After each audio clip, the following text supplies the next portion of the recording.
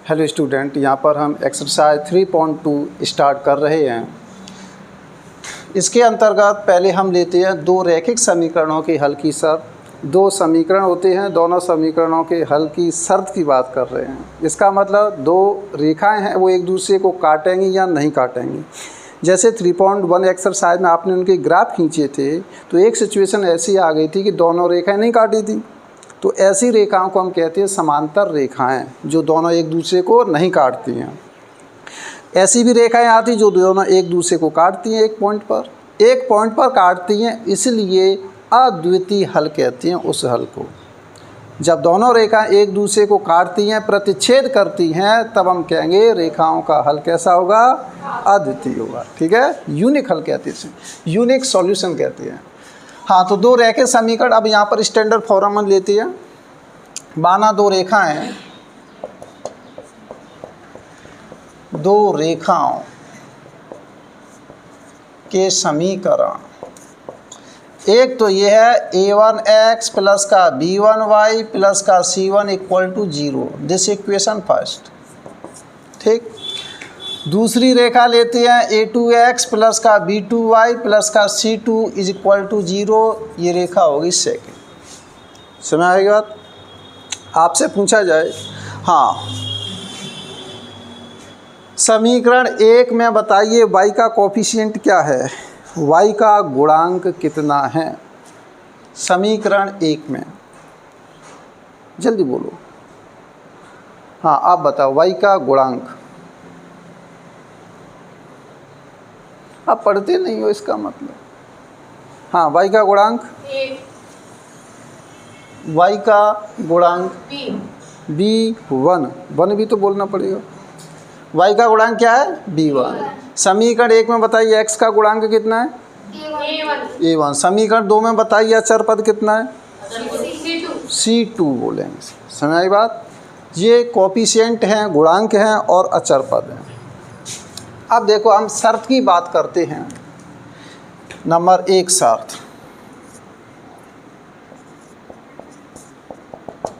Number एक, जब a1 बटे a2 is not equal to आता है b1 बटे b2।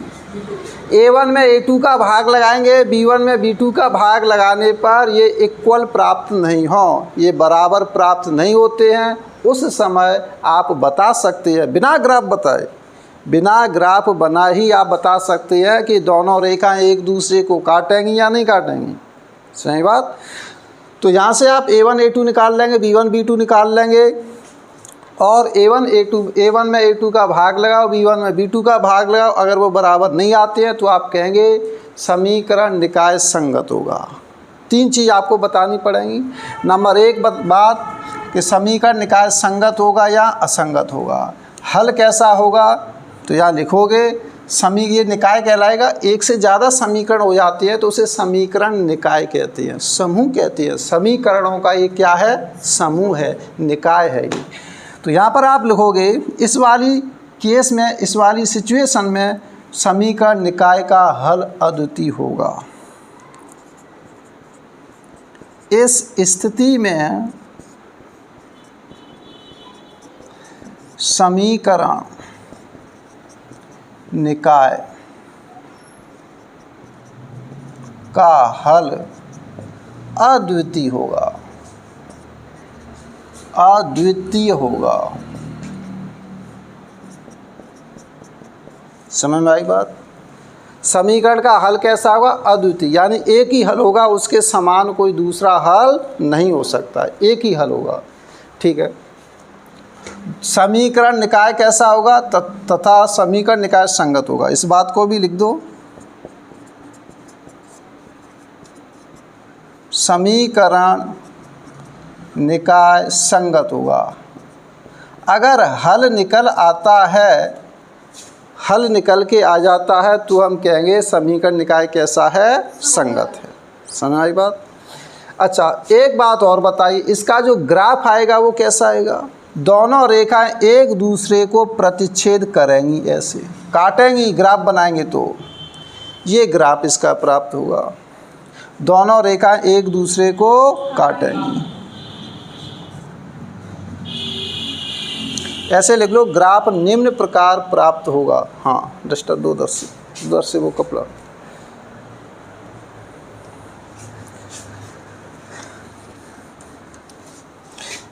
ग्राफ निम्न प्रकार प्राप्त हुआ।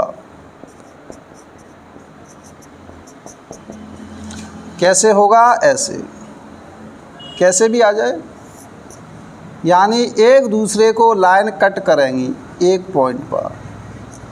समझ आई बात?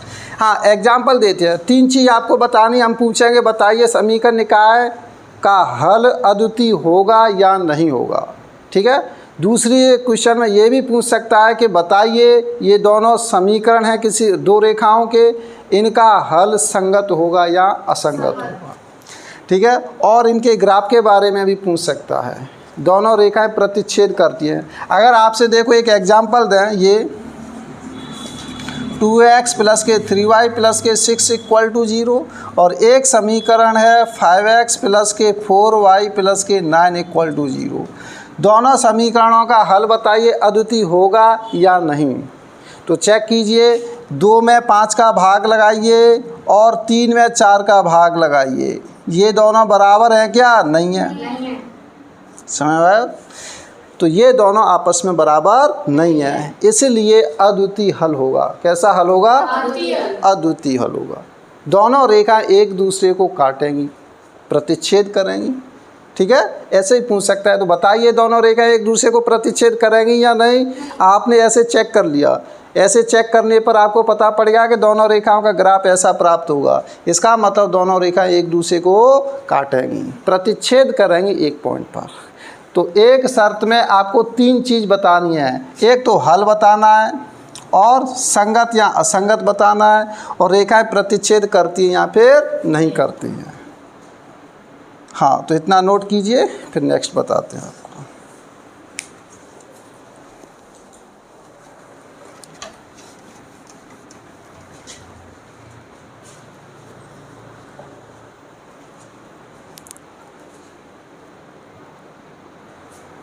हाँ यहाँ पर एक चीज़ और लिख लो आप, यानी दोनों रेखाएं कैसी प्रतिच्छेद करती हैं। तो यहाँ लिखो रेखाएं प्रतिच्छेदी होंगी। रेखाएं प्रतिच्छेदी होंगी।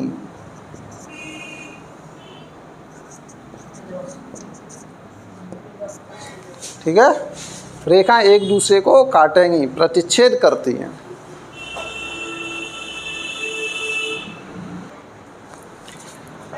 जब A1/A2 बराबर हो जाता है B1/B2 और बराबर हो जाता है C1/C2, तीनों के बराबर हो। ठीक है। तीनों के बराबर होता है तब दोनों रेखाएं समपाती होंगी और उनका हल अनंत हल होता है।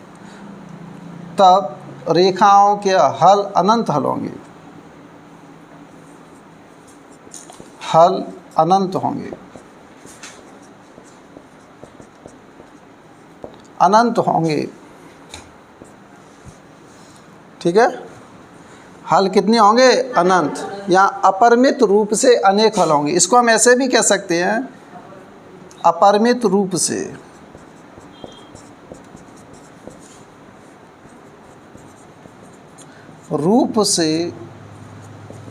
अनेक हल होंगे।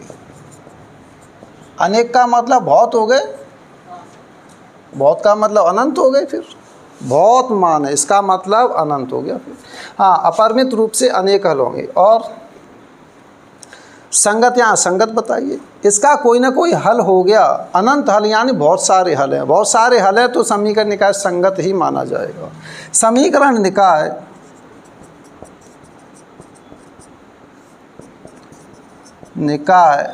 कैसा होगा? संगत होगा, क्योंकि इसका हल निकल के आया है इसलिए। ठीक। हाँ तथा इसका ग्राफ निम्न प्रकार प्राप्त होगा। इनका ग्राफ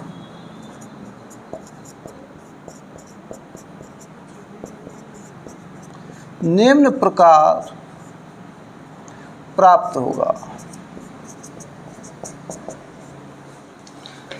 एक रेखा ये है, इसी के ऊपर आएगी दूसरी रेखा अपने आप। एक रेखा ये है, दूसरी रेखा ये है, एक के ऊपर एक आएगी। ऐसी रेखाओं को कहते हैं समपाती रेखाएं। रेखाएं कैसी होंगी? रेखाएं समपाती होंगी।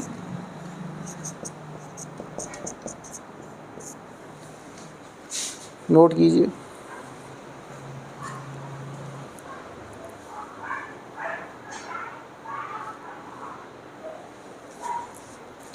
या नहीं दिखाई दे रहा है? एक नंबर ये डाल लो, दूसरा नंबर ये।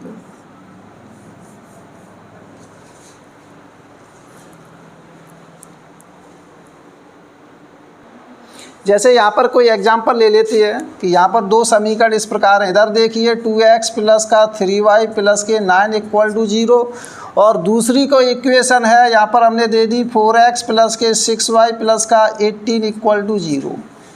ये समीकरण एक है। समीकरण दो भाग लगा के देखो, यहाँ पर a1/a2 का मान देखो कितना आएगा, 2/4, इसका मतलब 1/2। b1/b2 का मान निकालो, ये भी आ गया। देखो b1 की वैल्यू कितनी है 3, b2 की 6, तो ये भी आ गया 1/2।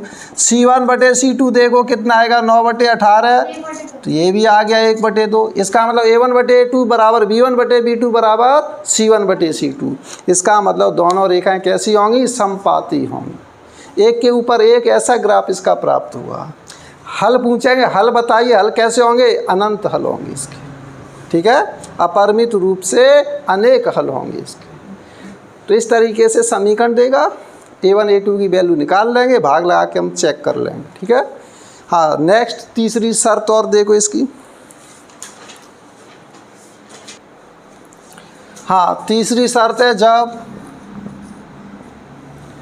a1/a2 बराबर है b1/b2 but is not equal to है c1/c2।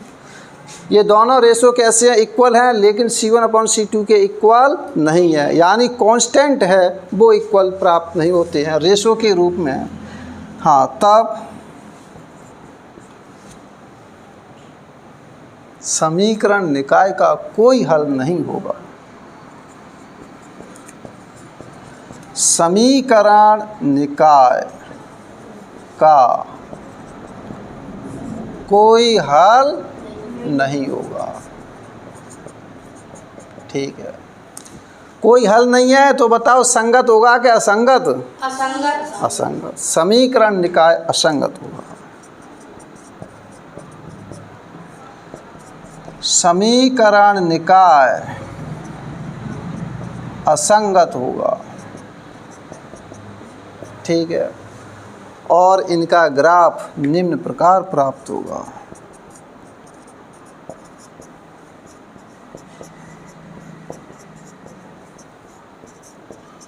निम्न प्रकार प्राप्त होगा, यानी दोनों रेखाएं कैसी आएंगी? समांतर। चलो ऐसे ही खींच देते हम, ऐसे आएंगी। पहला, एक दूसरे को ये कभी भी कट नहीं करेंगी।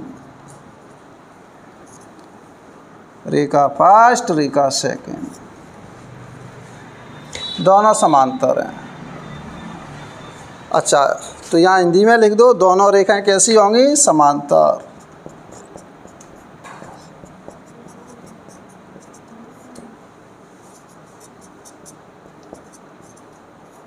समांतर होंगी।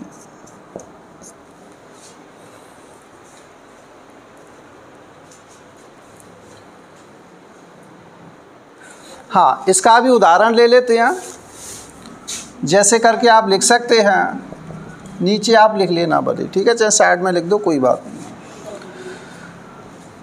2x प्लस का 3y प्लस के 5 इज इक्वल टू 0, ठीक है।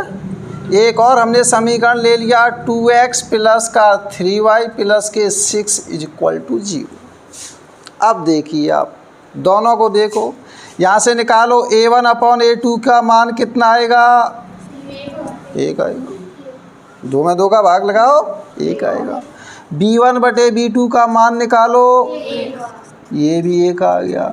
C1/C2 का मान निकालो, हाँ ये इसके बराबर नहीं है। तो यहाँ पर ये दोनों तो बराबर हैं, A1/A2 बराबर B1/B2 is not equal to C1/C2।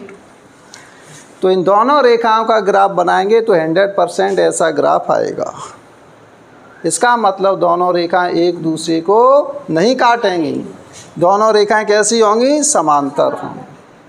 तो समीकरण निकाय कैसा होगा, संगत या असंगत, असंगत होगा। समीकरण निकाय का कोई हल नहीं होगा, नोट कर लो आप।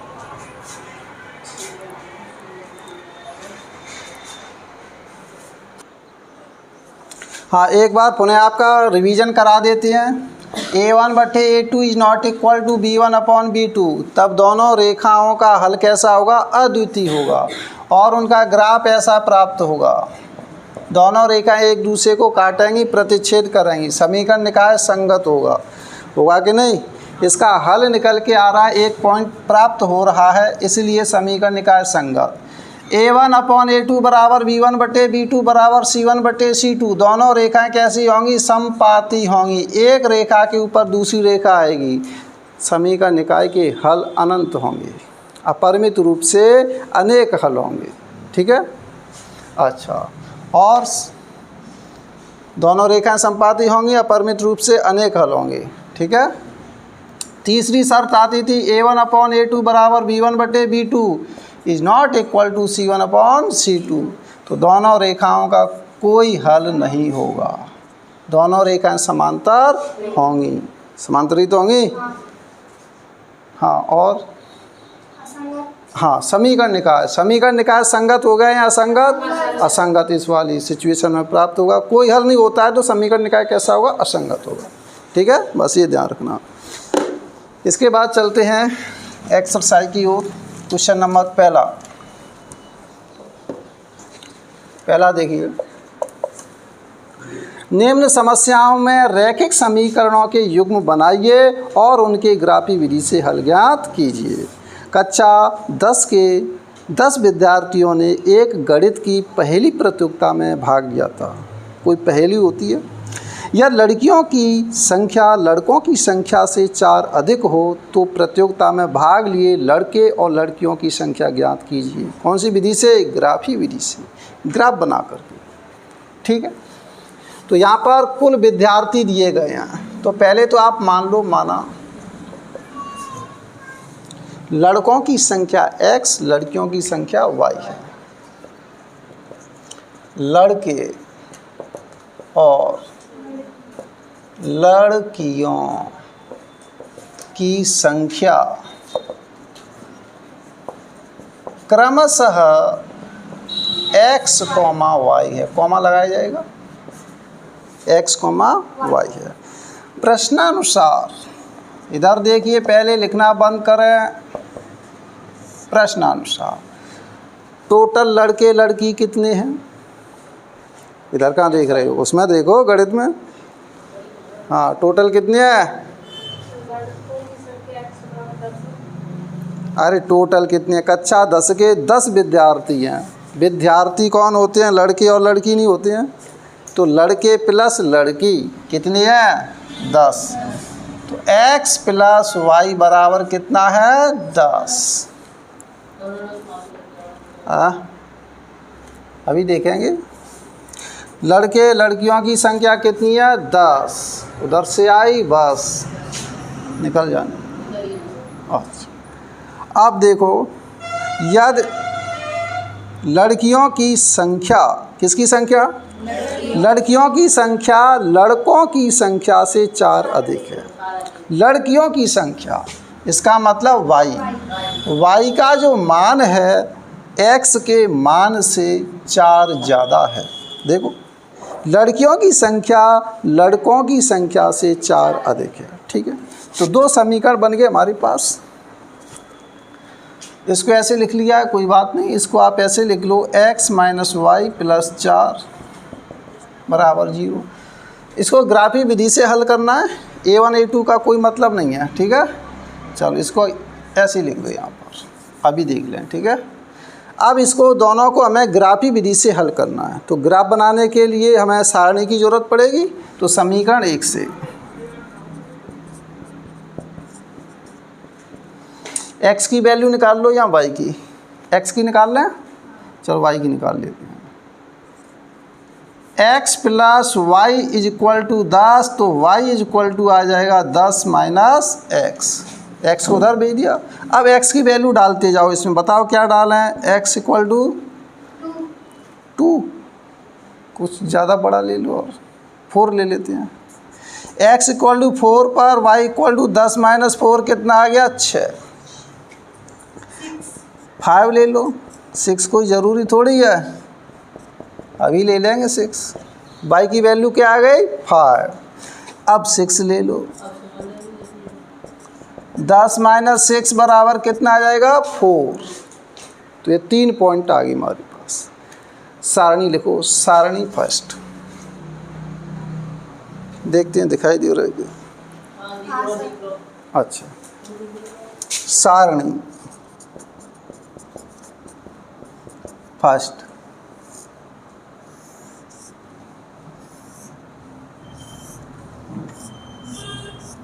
X y, x equal to 4 पर y का मान 6, एक्स इक्वल टू 5 पर y का मान 5, एक्स इक्वल टू 6 पर y का मान कितना है 4 है। यहाँ बिंदु भी लिख सकते हैं आप, बिंदु आ गया 4,6 और यहाँ पर बिंदु क्या आएगा 5,5, यहाँ पर बिंदु क्या आएगा 6,4, लिख सकते हैं इतना। अब इस समीकरण 2 का देखो, आप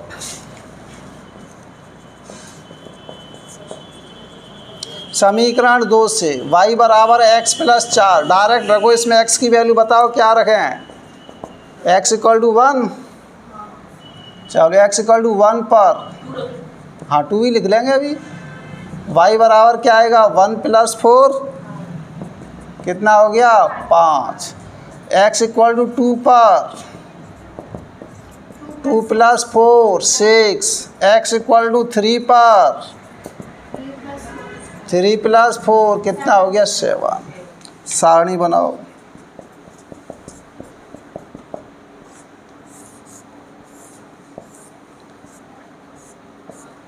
x y 1 पर 5, 2 पर 6, 3 पर 7। पॉइंट लिखना चाहें पॉइंट भी आप लिख सकते हैं। बिंदु आएगा 1,5 और इसके लिए बिंदु क्या आएगा 2,6, इसके लिए बिंदु आ जाएगा 3,7। इतना आप नोट कर लीजिए। ग्राफ प्लॉट करते हैं अब।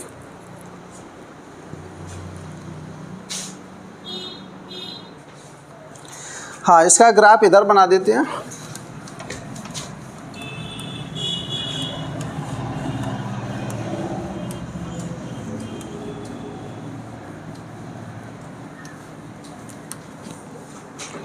हाँ देखिए,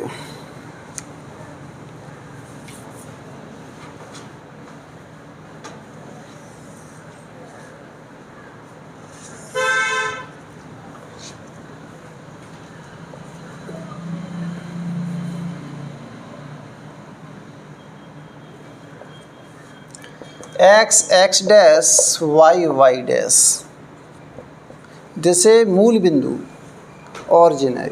सुनो साहब, ध्यान से लिखना बंद करें। x की ज़्यादा से ज़्यादा वैल्यू कहाँ तक गई है, कहाँ है 7?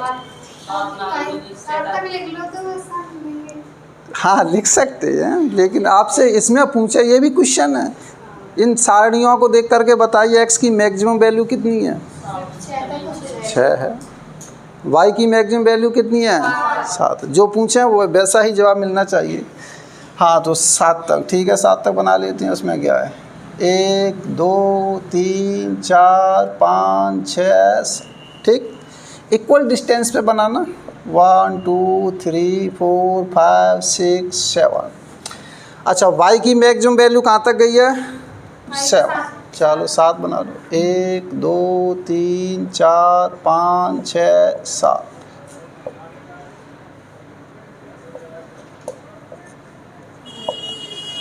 हाँ, इधर देखिए, अब लिखना बंद करो। पहली सारणी के लिए हम पॉइंट प्राप्त कर रहे हैं 4 पर 6, तो x = 4, चलिए यहाँ तक आ गई। y पर 6, सीधे चलते जाओ 6 तक जाना है, यहाँ तक जाना है, पहुँच गए। तो x = 5 पर 5, 5 पर y का मान 5, 5 यहाँ आ जाएगा। या पॉइंट भी लिख सकते हो 4,6। ये पॉइंट कौन सा है? 5,5। ठीक है। 6 पर 4, x = 6, y का मान 4, सीधे ऊपर की ओर चलते जाओ, 4 की सीध में आना है, पहुँच गए। ठीक है, ये है 6,4। तीनों को स्केल की सहायता से मिलाना है। स्केल लायो, घर पे जाके ग्राफ पेपर पे बनाना है। ठीक है, बिल्कुल ग्राफ पर बनाना है। पैमाना जरूर लिखना है ग्राफ पेपर पर। क्या लिखोगे? पैमाना। पैमाना क्या है? माना पैमाना x अक्ष पर एक बड़ा खाना बराबर 1 इकाई, एक ही तो इकाई है, फिर 2 इकाई, इस तरीके से। और y अक्ष पर पैमाना, उस पर भी एक बड़ा खाना बराबर 1 इकाई। ठीक है, दोनों पर है। यहाँ पर लिख सकते हो ग्राफ में, यहाँ पर माना पैमाना, पैमाना x अक्ष पर, कौन से अक्ष पर?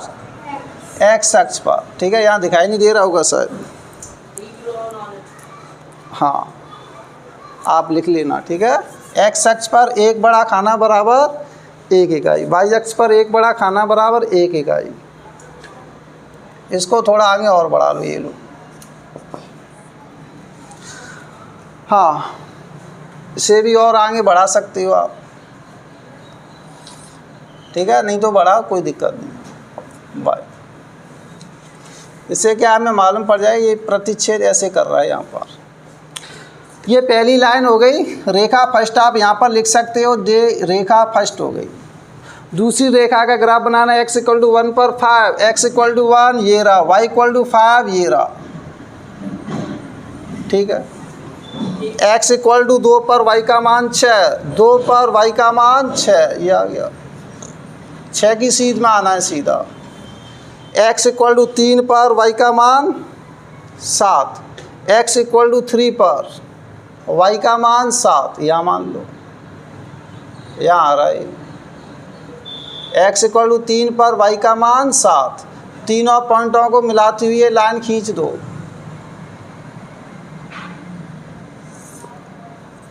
ऐसे लाइन खींच दो, ये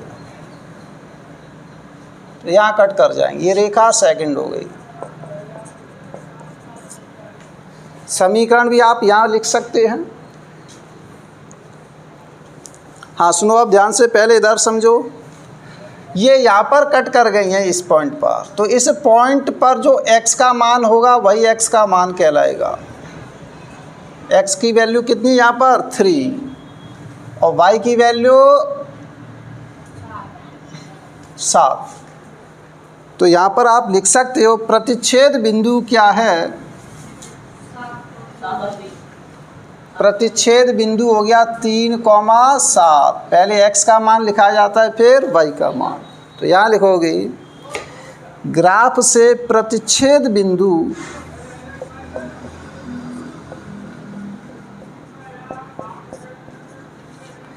प्रतिच्छेद बिंदु 3,7 प्राप्त होता है। इसलिए x बराबर 3 और y बराबर 7 होगा।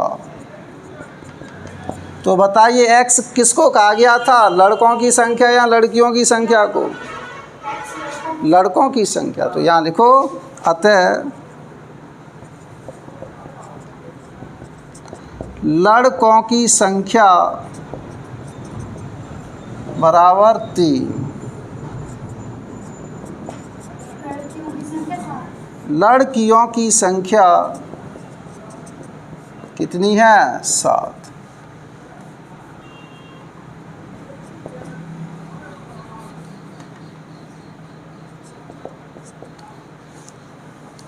तो ये इसका आंसर आ जाएगा।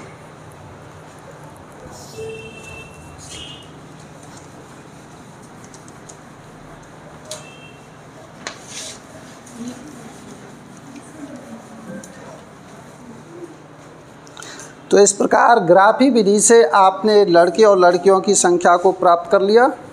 इसी तरीके से और भी क्वेश्चन सॉल्व होंगे, सेम इसी प्रकार होंगे। ठीक है, मिलते हैं नेक्स्ट वीडियो में।